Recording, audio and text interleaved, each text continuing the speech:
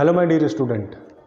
तो कैसे हैं आप लोग? उम्मीद करता हूँ सभी लोग खुश होंगे, अच्छे से होंगे और पढ़ाई आप लोग निरंतर कर रहे होंगे। तो आज हम मशीन एलिमेंट डिज़ाइन में जो लास्ट टॉपिक था हमारा डिज़ाइन टर्मिनोलॉजी, उसी को हम कंटिन्यू करेंगे। इस जो लास्ट वीडियो था उसमें हमने डिज़ाइन टर्मिनोलॉजी में स्ट्रेस वाला पोर्शन हमने कर लिया था। प्रतिबल क्या होता है, उसके प्रकार क्या क्या होते हैं, वो हमने कंप्लीट कर लिया था। ठीक है, तो आज जो हमारा डिज़ाइन टर्मिनोलॉजी में जो टॉपिक है वो है स्ट्रेन अर्थात विकृति। विकृति को हम देखेंगे क्या होता है विकृति, कुछ क्या इंपॉर्टेंट टर्म्स है जो हमें हमेशा याद रखने हैं उसके।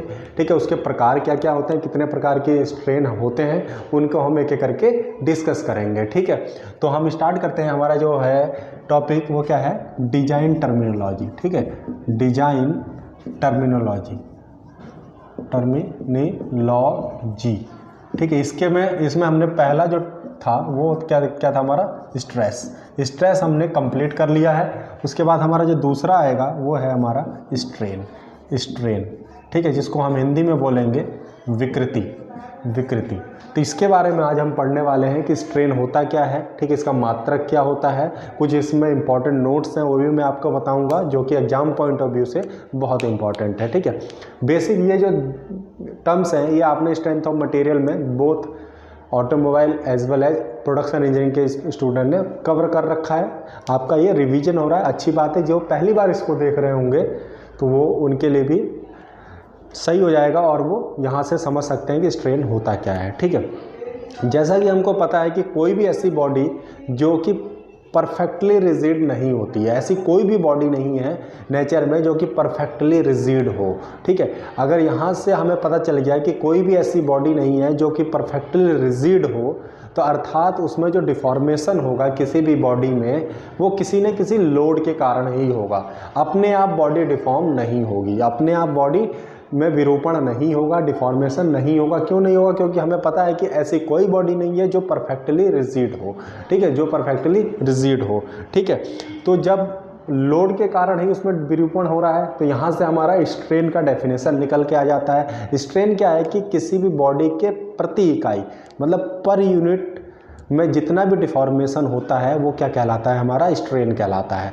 पर unit deformation in a body is known as क्या होता है, या उस पर यूनिट डिफॉर्मेशन के मेज़र करते हैं हम, वो जो जितना भी मेजर करके आता है वो क्या कहलाता है, हमारा स्ट्रेन कहलाता है। ठीक है, तो स्ट्रेन को हम बेसिकली एफ साइलेंस से डिनोट करते हैं। स्ट्रेन को हम किससे डिनोट करेंगे, एफ साइलेंस से डिनोट करते हैं। ई और एफ साइलेंट में बहुत कन्फ्यूजन होता है। ऐसा एक सिंबल होता है जिसको हम क्या बोलते हैं, एफ साइलेंट, और इसी से हम डिनोट करेंगे स्ट्रेन को। ठीक है, तो मैंने अभी आपको बताया कि किसी भी बॉडी में पर यूनिट में जितना डिफॉर्मेशन होता है वो क्या कहलाता है, स्ट्रेन कहलाता है। अगर दूसरे शब्दों में बोलेंगे तो कोई भी बॉडी है अगर उस पर लोड लग रहा है तो उसका जो ओरिजिनल डायमेंशंस था और उसमें कितना डायमेंशन में परिवर्तन हुआ है उसके रेशियो को हम क्या बोलते हैं, वो स्ट्रेन बोलते हैं। ठीक है, तो अगर हम बात करेंगे स्ट्रेन की तो क्या हो जाएगा, चेंज इन डायमेंशन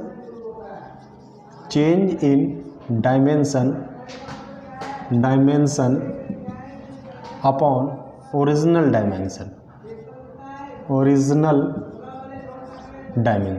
ठीक है, ये हो गया हमारा मैथमेटिकली स्ट्रेन होता क्या है। स्ट्रेन क्या होता है कि ओरिजिनल डायमेंशन में कितना पर यूनिट कितना चेंज आ रहा है उसमें। ठीक है, उसका ही रेशियो होता है, अर्थात change in dimension upon original dimension. ठीक है, अब स्ट्रेन कितने प्रकार के होते हैं उसकी बात करते हैं, या उससे पहले हम थोड़ा मात्रक की बात कर लेते हैं कि मात्रक होता क्या है। ठीक है, तो स्ट्रेन का जो मात्रक होता है, जो यूनिट की अगर हम बात करेंगे, यूनिट की मात्रक की अगर हम बात करेंगे तो स्ट्रेन का जो मात्रक होता है, स्ट्रेन का मात्रक वो क्या होता है, यूनिटलेस होता है। यूनिटलेस मतलब ये कोई क्वांटिटी का नाम नहीं है, मतलब मात्रकहीन होता है। मात्रकहीन मतलब अगर कोई आपसे क्वेश्चन पूछता है और कहता है कि स्ट्रेन का मात्रक बताइए तो आप सीधे बता सकते हैं कि सर क्या मजाक कर रहे हो, स्ट्रेन का तो कोई मात्रक होता ही नहीं है। क्यों नहीं होता है मैं आपको बताता हूँ। देखिए, change in dimension upon original dimension. अब डायमेंशन में क्या हो सकता है, लेंथ विड्थ हाइट, यही होगा ना, लेंथ विड्थ हाइट। भाई जब दोनों ही डायमेंशन है तो हो सकता है ये लेंथ हो ये भी लेंथ हो, ये होता है ये विड्थ हो ये भी विड्थ हो, ये क्या ये हाइट हो ये भी हाइट हो, है तो डायमेंशन ना। तो डायमेंशन का मात्रक क्या हो सकता है, मीटर, mm, सेंटीमीटर। और भी कुछ भी हो सकता है। तो जब ये मान लो मैं मीटर में लेता हूँ और ये भी मीटर में लेता हूँ तो मीटर से मीटर कैंसिल हो जाता है। तो यहाँ से हमें पता चलता है कि जो यूनिट होता है स्ट्रेन का वो मात्रकहीन होता है, मतलब मात्रा जो स्ट्रेन है वो क्या है, यूनिट लेस क्वांटिटी है, यूनिट लेस क्वांटिटी है, इसका कोई मात्रक नहीं होता है। एक बार आपके क्वेश्चन भी आ चुका है ट्रू एंड फॉल्स में, is centimetre is a unit of strain, तो क्या होता है फॉल्स, वो क्या हो जाता है स्टेटमेंट फॉल्स।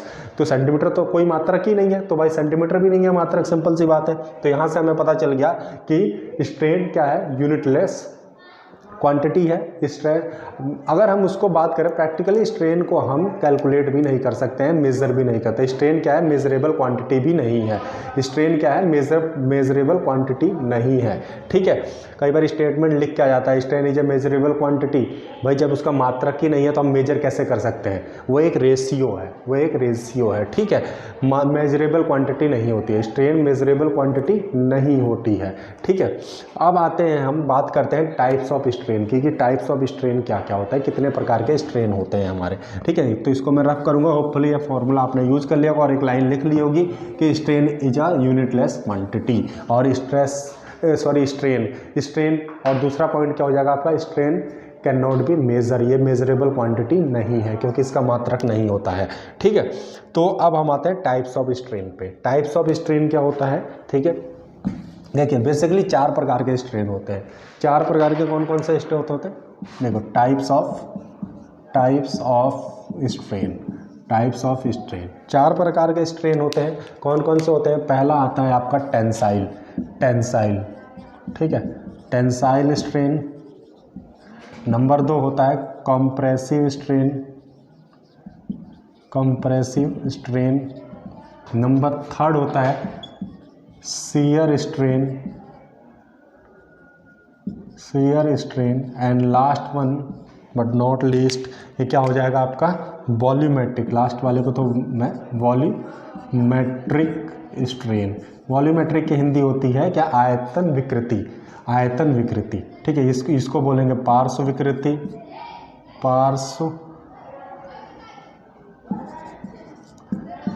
विकृति। ये होता है हमारा आयतन विकृति, ठीक है। ये संपीड़न विकृति,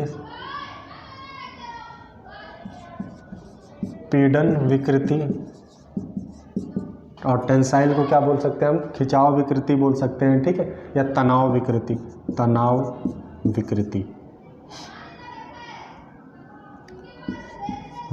ये सब हिंदी के नाम हो गए, और एक एक करके मैं आपको समझाता हूँ कि टेंसाइल, कंप्रेसिव, शियर और वॉल्यूमेट्रिक स्ट्रेन होता क्या है, ठीक है। तो आपको पता है स्ट्रेन क्या है कि पर यूनिट लेंथ में जितना भी डिफॉर्मेशन हुआ है उसी का मेजर होता है, ठीक है। तो टेंसाइल स्ट्रेस क्या होगा, देखिए कोई भी एक पिंड है, मान लीजिए एक पिंड है और इस पे मैंने एक एक्सियल टेंसाइल लोड लगा दिया है, मतलब ये बाहर की तरफ खिंचाव बल लगा दिया है। तो ये इसकी लेंथ L मान लेता हूँ, इसकी लेंथ L है और इसका डायमीटर क्या है, स्मॉल d, इसका डायमीटर स्मॉल d है। तो कुछ और ये P अमाउंट का फोर्स लगा दिया गया है, P न्यूटन का फोर्स इसके ऊपर लगा दिया गया है। तो कुछ टाइम पे क्या करेगा, ये खींच देगा इसको, इसके अंदर डिफॉर्मेशन ला देगा। भाई फोर्स लग रहा है तो कुछ ना कुछ इसमें डिफॉर्मेशन होगा। तो कुछ टाइम पे जब डिफॉर्मेशन होगा तो मैंने आपको बताया है कि जब वो खींचेगा तो इसकी लेंथ बढ़ेगी और डायमीटर कम हो जाएगा। तो मान लेते हैं ये कुछ फाइनल कंडीशन हो गई 30 सेकंड के बाद में। 30 सेकंड के बाद में ये फाइनल कंडीशन, मतलब अब लेंथ कितनी हो गई भाई, अब लेंथ हो गई मान लेते हैं कैपिटल L, और कितना चेंज हुआ तो मान लेते हैं डेल्टा L चेंज हो गया, मतलब डेल्टा L बढ़ गया, और डायमीटर कितना घट गया, डेल्टा D। तो यहाँ से जो टेंसाइल स्ट्रेन का जो फॉर्मूला निकल के आएगा, टेंसाइल स्ट्रेन का फॉर्मूला सिग्मा T लिख दिया तो क्या होगा, चेंज इन लेंथ या फिर इंक्रीज इन लेंथ, लेंथ बढ़ी है भाई, इंक्रीज इन लेंथ बटे ओरिजिनल लेंथ, ठीक है। तो टेंसाइल स्ट्रेस क्या स्ट्रेन क्या होता है कि किसी भी लोड के कारण अगर किसी पिंड में लंबाई उसकी बढ़ जा रही है, ठीक है, तो वहाँ पे क्या कौन सा स्ट्रेन प्रोड्यूस होगा, वहाँ पे टेंसाइल स्ट्रेन प्रोड्यूस होगा। तो और फॉर्मूले की बात करेंगे तो increase in length upon original length, increase in length upon original length. Same दूसरा क्या है हमारा कंप्रेसिव स्ट्रेस। कंप्रेसिव स्ट्रेस में मान लीजिए कोई भी एक बॉडी है और इस पर हमने दबाव बल लगा दिया, मान लीजिए कंप्रेसिव एक्सियल लोड लगा दिया। कंप्रेसिव जो एक्सियल लोड लगाने में ये एल है और इसका जो डायमीटर है वो डी है। अब जब ये इसको दबाएगा तो क्या होगा, लंबाई इसकी कम होगी, डायमीटर इसकी बढ़ जाएगी। तो लंबाई इसकी कम हो गई, मान लेते हैं इतनी लंबाई हो गई और ये डायमीटर इसकी बढ़ गई, ऐसा कुछ फाइनल बॉडी बन जाएगा। जब ये कितना लंबाई कम हुई तो डेल्टा एल कम हो गई, डायमीटर कितना बढ़ गया तो डेल्टा डी बढ़ गया। तो इसी तरह फॉर्मूले की अगर हम बात करेंगे तो टेंसाइल कंप्रेसिव स्ट्रेन की बात करेंगे, कंप्रेसिव स्ट्रेन की बात करेंगे तो क्या होगा, decrease in length upon original length. ठीक है, यहाँ से समझ में आ रहा है। फॉर्मूला हमने वही पढ़ा था, change in dimension upon original dimension. तो डायमेंशन क्या चेंज हुआ यहाँ पे, लेंथ बढ़ी है तो इंक्रीज इन लेंथ, फिर ओरिजिनल डायमेंशन तो ओरिजिनल लेंथ, यहाँ पे लेंथ घटी है तो decrease in length upon original length. ठीक है, तो ये बात अब आता है हमारा शेयर स्ट्रेन। शेयर स्ट्रेन क्या होता है, शेयर स्ट्रेन क्या होता है, देखिए मैंने बोला कि ये इस प्रकार का स्ट्रेन है जो बॉडी में डिफॉर्मेशन कर देता है, डिस्ट्रॉय कर देता है, बॉडी को तोड़ देता है। ठीक है, तो इसको भी देखते हैं। चलिए, होपफुली ये दोनों डायग्राम आपने समझा होगा। अब तीसरा मैं आपको बता देता हूँ, तीसरा क्या होगा आपका। तीसरा देखें, मान लेते हैं कोई रेक्टेंगुलर ब्लॉक है, ये रेक्टेंगुलर ब्लॉक है, ये रेक्टेंगुलर ब्लॉक है, ये रेक्टेंगुलर ब्लॉक है कोई ए बी सी डी। ठीक है, इस पे कोई एक टेंजेंशियल फोर्स एक्ट कर रहा है इसके सरफेस पे, मान लेते हैं यहाँ पे एक टेंजेंशियल फोर्स एक्ट कर रहा है। तो ये क्या करेगा, इस दोनों फेस को क्या टिल्ट करने की कोशिश करेगा, स्लाइड करने की कोशिश करेगा। तो स्लाइड करने के बाद कुछ समय के बाद इसका जो पोजीशन होगा वो कुछ ऐसा बन जाएगा, ये कुछ ऐसा बन जाएगा। ये मैंने कल भी आपको बताया था जब मैं फोर्स पढ़ा रहा था, उसमें स्ट्रेस पढ़ा रहा था। तो ये मान लेते हैं 5 डिग्री और ये 5 डिग्री से। तो जो मैंने आपको बताया कि टेंसाइल स्ट्रेस क्या होता है, शेयर स्ट्रेस क्या होगा आपका। शेयर स्ट्रेस क्या होता है कि किसी भी बॉडी में क्या करता है, उसके एंगल में टिल्ट ला देता है या फिर उसके फेसेस को स्लाइड ऑफ कर देता है, शेयर ऑफ कर देता है। ठीक है, तो स्ट्रेन भी वही है कि इसके उसी फोर्स की वजह से स्ट्रेन प्रोड्यूस होगा। स्ट्रेन क्या प्रोड्यूस होगा, जब भाई लाइन ये थी, इस एंगल पे खड़ा था, लेकिन अब थोड़ी देर के बाद इस एंगल, किसके कारण, इस बल के कारण। तो जो हमारा फॉर्मूला यहाँ से बन जाएगा शेयर स्ट्रेन का जो फॉर्मूला बनेगा वो देखिए इनिशियल, मान लीजिए अब ये इनिशियल बॉडी थी ए, तो ये ए डैश हो जाएगा, ये बी था तो ये बी डैश हो जाएगा। ठीक है, तो क्या हो जाएगा, कितना चेंज हुआ डायरेक्शन, कितना डायमेंशन चेंज हुआ, हमने क्या लिखना, change in dimension upon original dimension. तो ओरिजिनल तो क्या है, बी सी पे खड़ा है, ओरिजिनल बी सी, ओरिजिनल क्या है बी और सी, ब्लैक वाली लाइन। और जो चेंज हुआ है क्या हुआ, बी से बी डैश हो गया है, तो चेंज क्या हो जाएगा, बी से बी डैश। ठीक है, तो ये हम यहाँ से रेशियो निकाल सकते हैं स्ट्रेन का रेशियो यहाँ से निकाल सकते हैं ऐसे। ठीक है, अगर इस एंड पे निकालना हो तो इस एंड पे भी निकाल सकते हैं। इस एंड पे क्या हो जाएगा भाई, चेंज इन डायमेंशन, चेंज क्या है, ए से ए डैश हुआ है तो ए से ए डैश बटे ओरिजिनल ए डी है, ओरिजिनल क्या है ए डी। ठीक है, ओरिजिनल क्या है ए डी। तो यहाँ से हम निकाल सकते हैं ये रेशियो भी। अब हमारा आता है वॉल्यूमेट्रिक स्ट्रेन। वॉल्यूमेट्रिक स्ट्रेन क्या होता है, देखिए अल्टीमेटली कोई भी पिंड पर अगर फोर्स लग रहा है, तो हम तो अभी लेंथ की बात कर रहे थे, विड्थ की बात कर रहे थे, अल्टीमेटली उस बॉडी के वॉल्यूम में ही चेंजेस आते हैं। किस में चेंजेस आते हैं, वॉल्यूम में ही चेंज आते हैं, उसका आयतन ही परिवर्तन होता है। अगर उसका शेप बदल रहा है तो क्या बदल रहा होगा, उसका आयतन बदल रहा होगा, लंबाई गुणा चौड़ाई गुणा ऊंचाई बदल रहा होगा उसका, तभी वही तो बदल रहा होगा, तो वही तो चीज़ है। तो वॉल्यूमेट्रिक स्ट्रेन की बात करेंगे तो वॉल्यूमेट्रिक स्ट्रेन, वी में इसलिए लिख रहा हूँ मतलब वॉल्यूमेट्रिक। ठीक है, टी इसके लिए क्या लिखा था मैंने, सिग्मा टी, और ये कंप्रेसिव हो तो एप्सिलॉन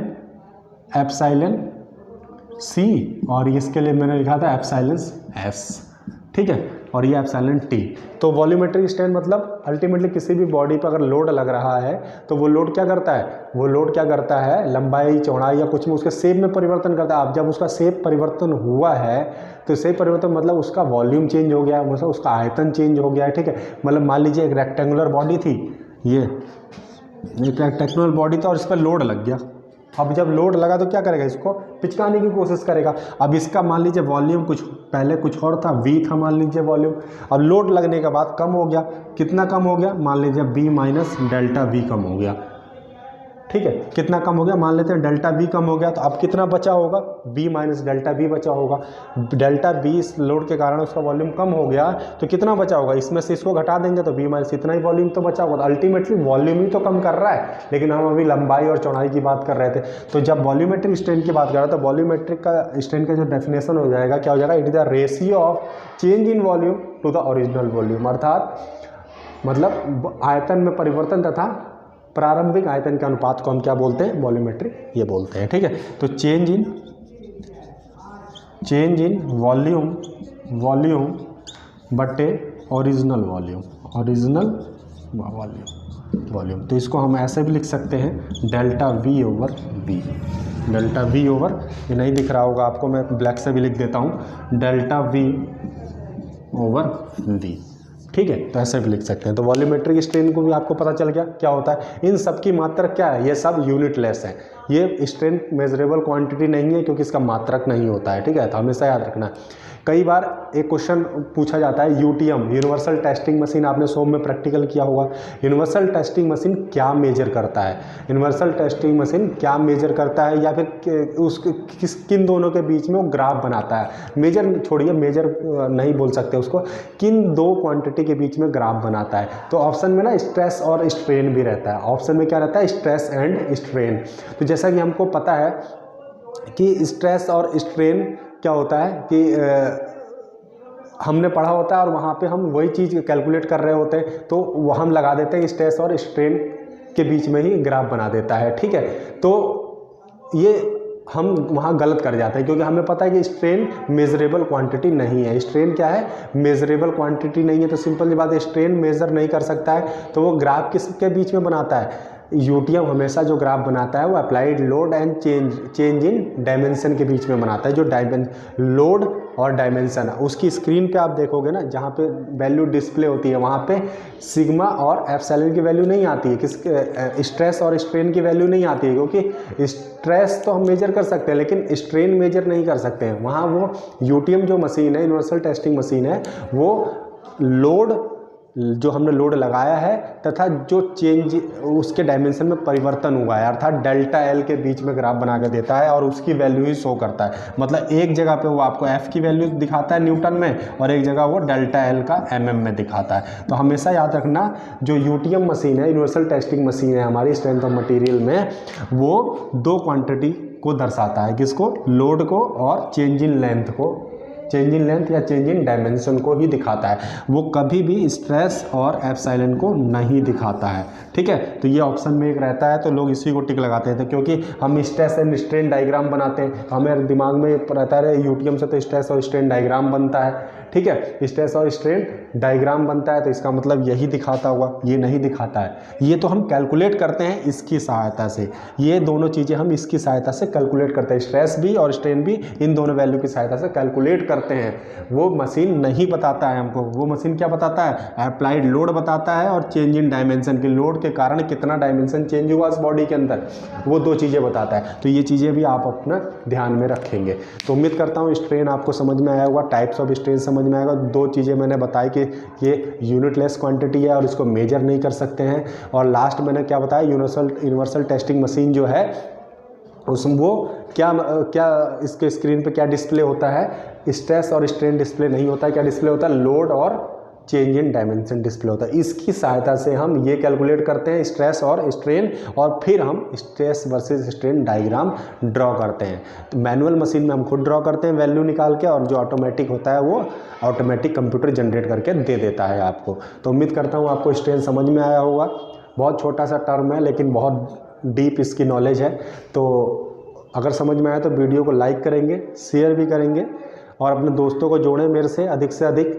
और जिसने भी ये चैनल सब्सक्राइब नहीं किया है और बेल आइकन नहीं दबाया वो दबा लें, चैनल सब्सक्राइब कर लें, जिससे कि आने वाली वीडियो की नोटिफिकेशन आप तक जल्दी से जल्दी पहुंचती रहे। तो उम्मीद करता हूँ आपको ये स्ट्रेन समझ में आया होगा। नेक्स्ट वीडियो में हम पढ़ेंगे इलास्टिक बॉडी और प्लास्टिक बॉडी, या इलास्टिसिटी और प्लास्टिसिटी, कि ये प्रॉपर्टीज़ मटेरियल की होती क्या हैं। फिर हम हुक्स लॉ पढ़ेंगे, फिर कुछ हमारे जो इलास्टिक कांस्टेंट होते हैं वो पढ़ेंगे, ठीक है, कुछ टर्म्स और पढ़ेंगे, फैक्टर ऑफ सेफ्टी जैसे। फिर उसके बाद ये चैप्टर हमारा कंप्लीट हो जाएगा। तो उम्मीद करता हूँ आपको मज़ा आ रहा होगा मेरे साथ, और ऐसी वीडियो के लिए मुझे मोटिवेट करते रहें, वीडियो को अधिक से अधिक देखें और दूसरों तक भी पहुंचाएं। तो आज के लिए इतना ही, थैंक यू।